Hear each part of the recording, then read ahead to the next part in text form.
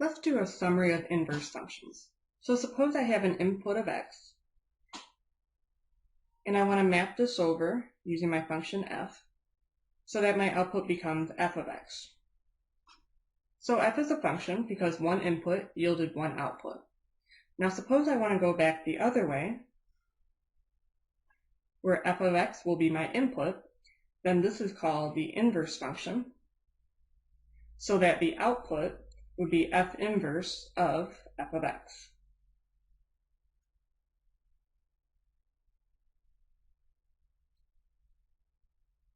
Again, the inverse is a function, so one input must be one output.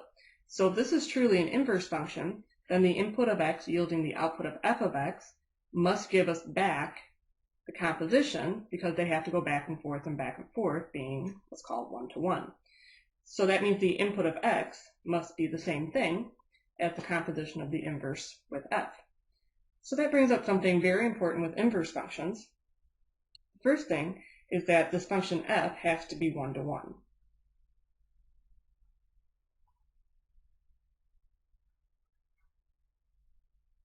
Okay, so this f is a one-to-one function, and all that means is that if you have one input, you're going to get out one output,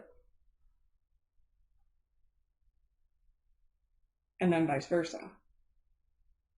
Okay, so if f is a one-to-one function, then f has an inverse.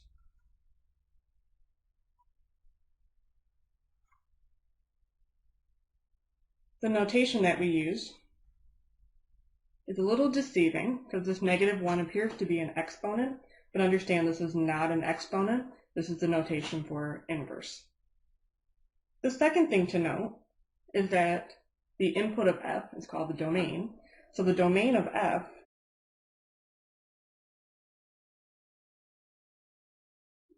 would become all the outputs of the inverse. So in other words, the domain of f becomes the range of f inverse.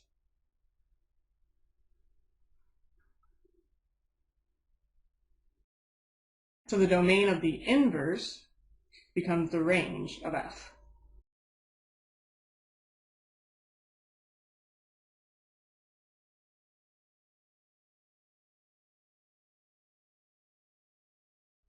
Okay, and then the third thing to note is because this is one-to-one, the two inputs are the same of f inverse composed with f, giving you back x.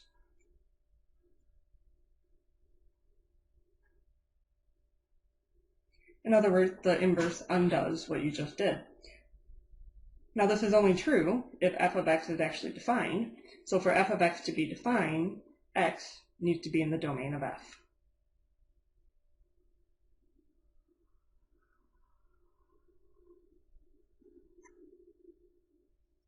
And we could also go the other way if I did f first and then the inverse. Again, inverses just undo each other, so I'm left back with what I started with, as long as the input was defined, which means that x is in the domain of the inverse.